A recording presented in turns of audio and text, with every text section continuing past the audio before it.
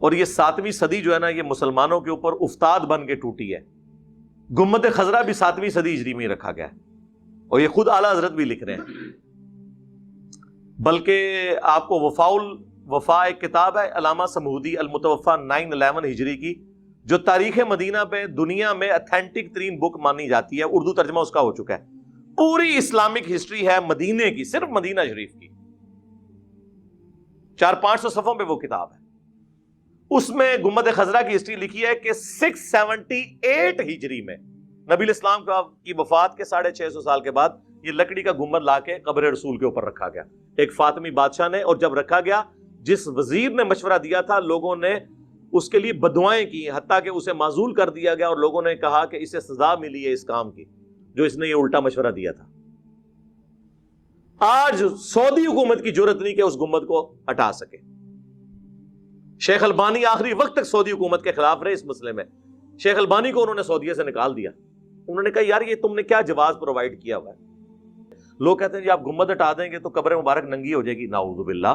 قبر مبارک تو حجرے سیدہ عائشہ میں ہے سلام اللہ علیہ، وہ ننگی نہیں ہوگی نا، وہ پہلے ننگی تھی. گنبد ہٹانے سے کوئی فرق نہیں پڑنا.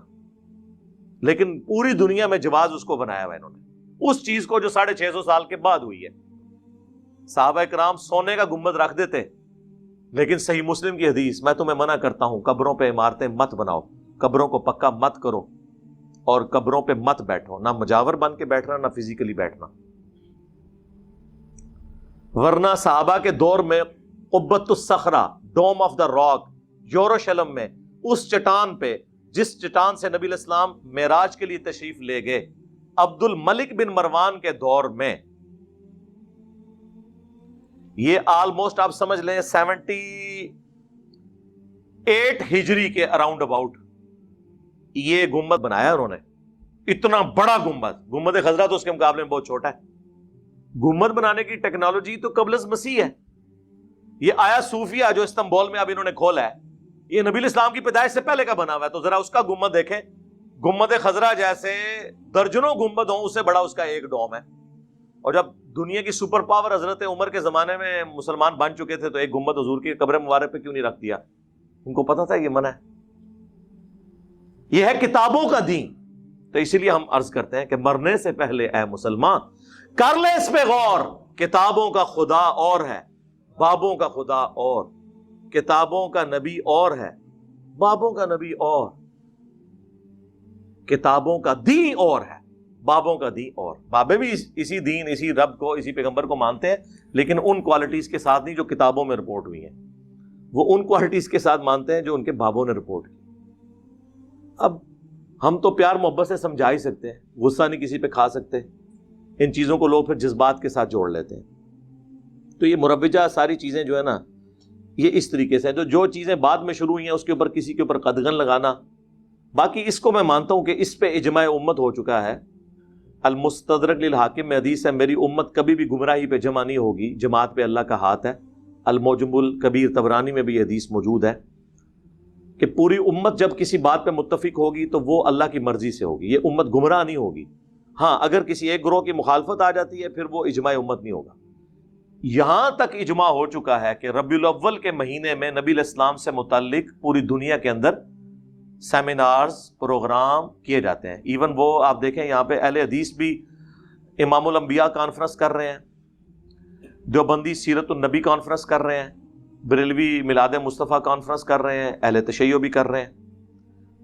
پروگرام نبی الاسلام کی سیرت کو، آپ کی صورت کو، آپ کے معجزات کو ذکر کرنا، آپ علیہ السلام کی شخصیت کی کوالٹیز کو ذکر کرنا. اس مہینے کے اندر جمعے کے خطبوں میں تمام مکاتب فکر کے لوگ یہ ساری چیزیں کرتے ہیں. یہ بالکل درست ہے، یہاں تک اجماع ہے. باقی یہ جو ایگزیکٹلی 12 ربیع الاول کے دن کو ٹارگٹ کر کے جھنڈیاں، جلوس، لائٹنگ، اس اعتبار سے جو کچھ کیا جا رہا ہے نا، اس کے اوپر کوئی اجماع نہیں ہوا. بس میں اشارے سے ہی بات کر سکتا ہوں تاکہ آپ کو بات سمجھ آ جائے.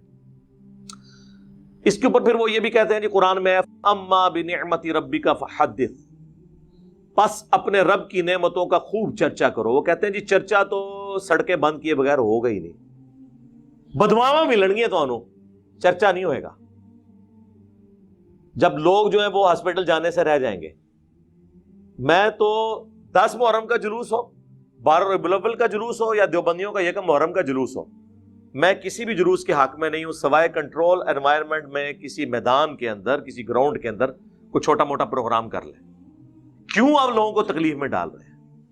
کیا امیج آپ دے رہے ہیں پوری دنیا میں اسلام کا اس طریقے سے؟ اب آپ دیکھ لیں، ہم نے شکر کیا تھا یار افغانستان کے اندر کوئی صورتحال بہتر ہوئی ہے۔ آپ دیکھ لیں ان 10 دنوں کے اندر 2 شیعہ مساجد کے اوپر خودکش حملے ہو کر کتنے لوگ شہید کر دیے۔ میں سوچ، اور مارنے والے بھی مسلمان، مرنے والے بھی مسلمان، مرنے والوں کی حفاظت کرنے والے حکومت میں بیٹھے ہوئے طالبان وہ بھی مسلمان۔ اس صورتحال کے اندر کسی گورے کا دماغ خراب ہے کہ وہ اسلام میں آ جائے؟ تو کہے گا بھائی سکون نال بیٹھا ہے، بیٹھا رہنے دو۔ یہاں پہ بھی آپ دیکھ لیں عشق رسول کے نام کے اوپر لوگوں کی گاڑیاں جلائیں گے۔ آج تک کوئی عاشق رسول مجھے نہیں ملا جو لبیک یا رسول اللہ کا نعرہ لگائے اس کے بعد اپنے موٹر سائیکل کی ٹینکی کھول کے اس میں وہ تیلی ڈال دے۔ اور کریو نا اے کام نہ کرنا، آگ لانی ہوئی نا ٹینکی نہ کھولنا، سائڈ تو لانا، کیونکہ وہ اگر اس کے اوپر آپ رکھیں گے تو بم بان کے پھٹے گا، تسی بھی نہیں بچو گے، خود بھی جنت ہی پہنچ جاؤ گے۔ اپنی گاڑی اور اپنے موٹر بائک کو تو جلا کے آج تک کسی نے عشق رسول کا اظہار نہیں کیا۔ لوگوں کی گاڑیاں، اے ٹی ایم مشینیں توڑ کے اس سے عشق رسول کا اظہار کر رہے۔ تو اظہار کا طریقہ نبی الاسلام نے بتا دیا۔ 2750 فیہ ولدت وفیہ انزل علیہ، میں پیر کا روزہ اس لیے رکھتا ہوں اس دن میں پیدا ہوا، اس دن مجھ پہ پہلی وحی نازل ہوئی۔ پھر وہ کہتے ہیں کہ دیکھیں جی صحیح بخاری میں ایک حدیث موجود ہے کہ ابو لہب کی ایک لونڈی تھی سویبہ، ویسے اردو میں ہم صوبیہ بولتے ہیں، یہ لفظ سویبہ ہے، جیسے ہم سلیم لفظ اردو میں بولتے ہیں، یہ لفظ ہے سلیم۔ تو کہتے ہیں وہ جو لونڈی تھی نا، جس نے نبی الاسلام کو دودھ بھی پلایا بچپن میں، تو صحیح بخاری میں آتا ہے کہ ابو لہب کے مرنے کے بعد اس کے خاندان والوں میں سے کسی نے خواب میں دیکھا کہ تیری کیا حالت ہے، تو وہ کہنے لگا کہ میں بڑی تکلیف میں ہوں، البتہ جب منڈے کا دن آتا ہے نا تو مجھے اپنی اس انگلی کے ذریعے مشروب پلایا جاتا ہے، کیونکہ اس انگلی سے میں نے اپنی لونڈی کو آزاد کیا تھا سویبہ کو نبی الاسلام کی پیدائش کی خوشی میں، اور اس کا بینیفٹ مجھے مرنے کے بعد ملتا ہے۔ یہ خواب امام بخاری نے نقل کیا، اگرچہ یہ بے سند ہے لیکن ہم اس بحث میں پڑھتے ہی نہیں، ہم کہتے ہیں اس کو ٹھیک بھی مان لیں۔ ابو لہب نے نبی الاسلام کی خوشی پیغمبر کی حیثیت سے نہیں منائی تھی، اپنے بھتیجے کی حیثیت سے، چونکہ آپ کی شخصیت بہت بڑی ہے، اس کو مرنے کے بعد تھوڑا بہت بینیفٹ مل گیا۔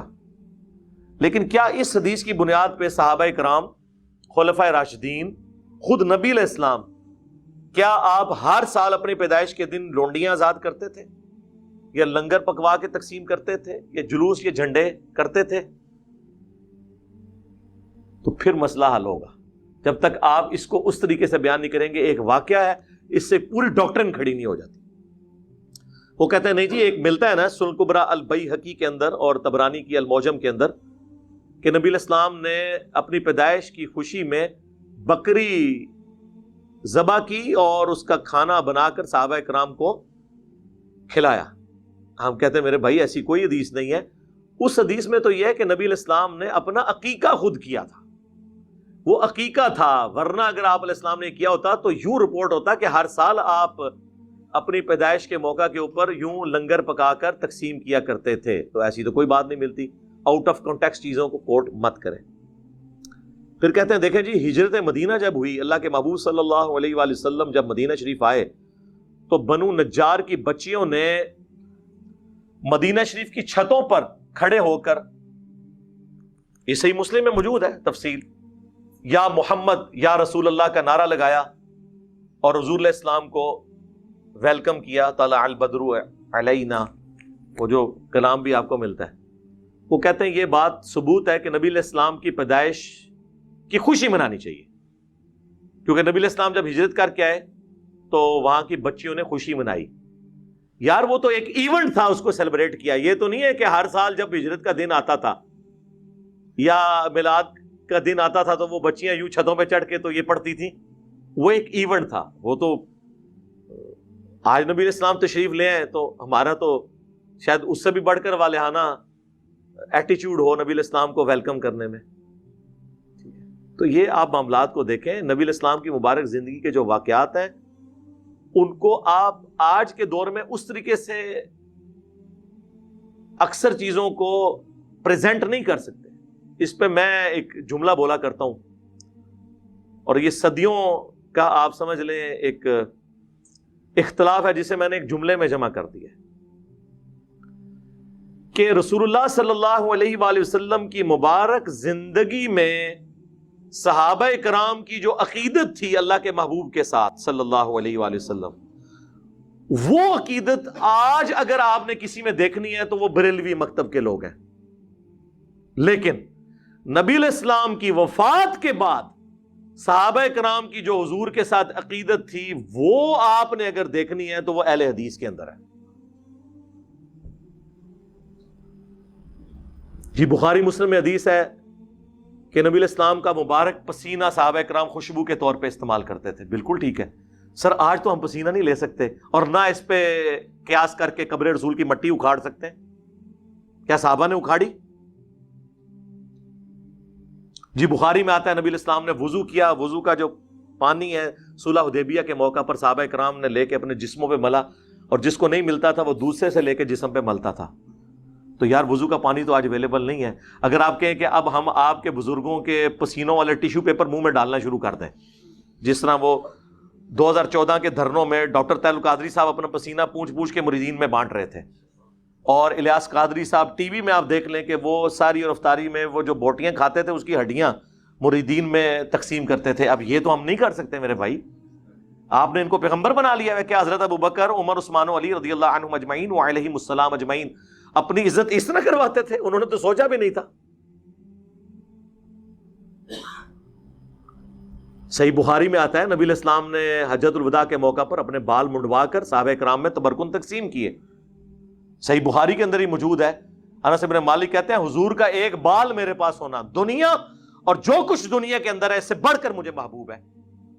صحیح بخاری میں حدیث ہے ام سلمہ ہماری والدہ, بلکہ اپروپریٹ ورڈ ہے ہماری ماں ام المومنین, ان کے پاس حضور کے چند بال تھے جو ایک ڈبیا میں انہوں نے رکھے ہوئے تھے, اور اس محلے میں جب کوئی بیمار ہو جاتا وہ پانی برتن میں بھیجتا, وہ اس میں ڈبو کے ہلا کے دیتی تو اس مریض کو شفا ہو جاتی تھی.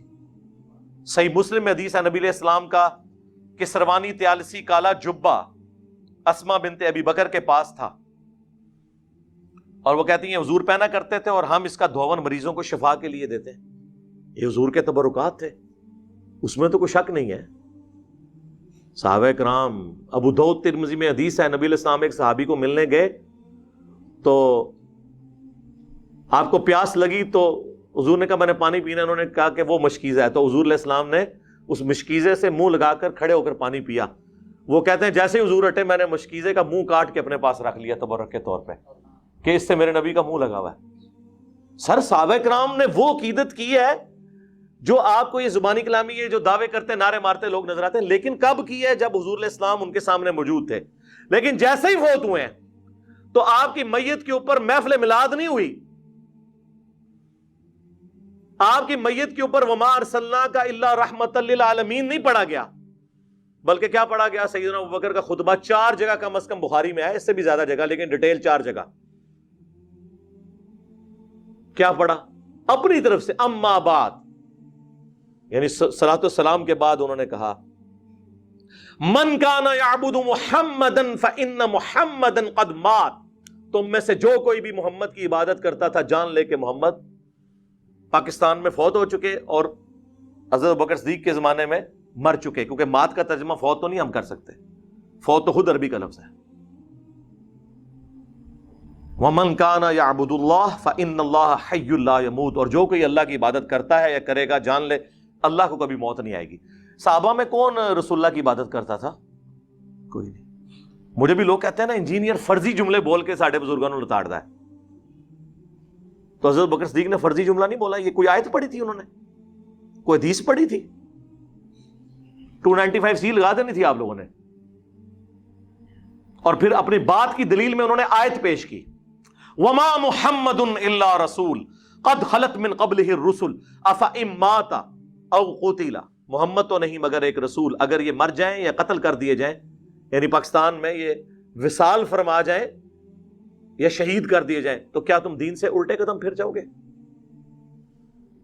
اور پھر آپ نے تلاوت کیا انک میت وَإِنَّهُمْ مَيِّتُونَ، اے نبی تمہیں بھی مرنا ہے، تمہارے مخالفین کو بھی مرنا ہے۔ تو میں کہتا ہوں رسول اللہ کی کامیابی ہے کہ آپ کی میت کے اوپر لوگ آپ کی تعریف کرنے کی بجائے توحید بیان کر رہے ہیں۔ یہ ہے امام الموحدین صلی اللہ علیہ وآلہ وسلم کی تربیت کا نتیجہ۔ ہر درخت اپنے پھل سے پہچانا جاتا ہے۔ تو صحابہ کرام کی تربیت یہ ہوئی بھی تھی۔ اس کے بعد کوئی عرس نہیں منایا، کوئی میلاد نہیں منایا۔ تو آپ اس چیز کو، فرق کو سمجھیں۔ نبی علیہ السلام دنیا میں موجود ہوں، ہم ہر مسئلہ حضور کے پاس لے کے جائیں۔ بخاری مسلم میں آتا ہے بارش نہیں ہو رہی، صحابہ کرام حضور سے دعا کرواتے ہیں۔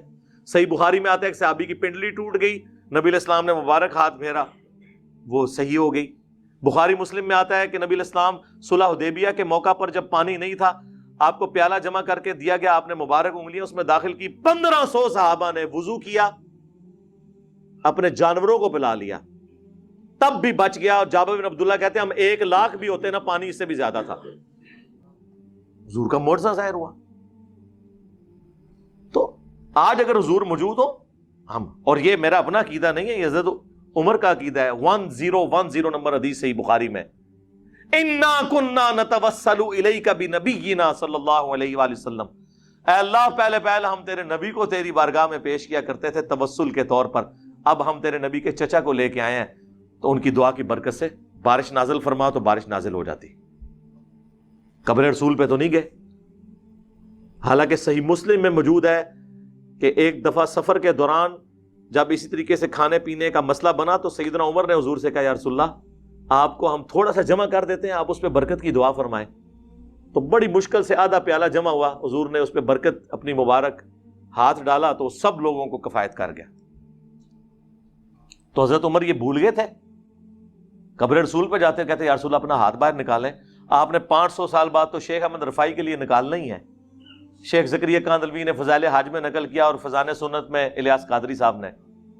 تو میرے تو گھوڑوں کے قدموں کی خاک کو وہ لوگ نہیں پہنچ سکتے، تو یا رسول اللہ آپ اپنا ہاتھ مبارک باہر نکالیں۔ نہ، اس زمانے سے عقیدے یہ گلاں نہیں سنونیاں، پرانیاں گلاں، پرانے عقیدے، پرانے بابے تے شاہی کوئی نہیں۔ حضرت عمر کے مقابلے میں، میرے مقابلے میں نہیں۔ تو حضرت عمر کے لیے تو کوئی نہیں نکلی۔ تو مثالیں تو ہم نے وہاں سے ہی دینے ہیں۔ بھائی حضرت عمر کے لیے اگر ہاتھ نہیں نکلا تو بابے تے شاہی کوئی نہیں، جھوٹے واقعات۔ تو نبی علیہ السلام کی مبارک زندگی میں آپ کے ساتھ جو معاملات تھے وہ وفات کے بعد اس طریقے سے نہیں ہو سکتے۔ ورنہ تو میں نے کئی دفعہ کہا ہے کہ آپ لوگ جھڑے بنو، اکد مولوی دی لت پنو، روزہ شریف پہ ہم اسے لے جاتے ہیں، ٹھیک کروائیں۔ اور یار جب سقیفہ بنی ساعدہ کا ایشو ہوا، بخاری مسلم میں آتا ہے نبی علیہ السلام کی وفات کے بعد 6 مہینے تک مولا علی نے سیدنا ابوبکر کی بیعت نہیں کی۔ اس دوران کسی کو یہ وہم بھی نہیں آیا کہ جا کے قبر رسول سے جا کے پوچھ لیتے ہیں کہ آپ کا خلیفہ کون ہے آپ کے بعد۔ اس زمانے میں عقیدے نہیں ہوتے تھے۔ اما عائشہ 47 ایئرز تک رہی ہیں حجرہ عائشہ میں، کبھی انہوں نے دعویٰ نہیں کیا کہ میری حضور سے ملاقات ہوئی ہے، میں نے آپ کو فزیکلی دیکھ لیا۔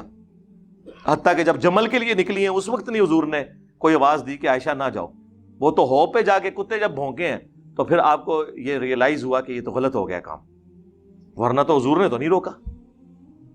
اس زمانے میں عقیدے ہوتے ہی نہیں تھے میرے بھائی، یہ چیزیں ایگزسٹ ہی نہیں کرتی تھیں، یہ سب کہانیاں انہوں نے بنائی ہوئی ہیں۔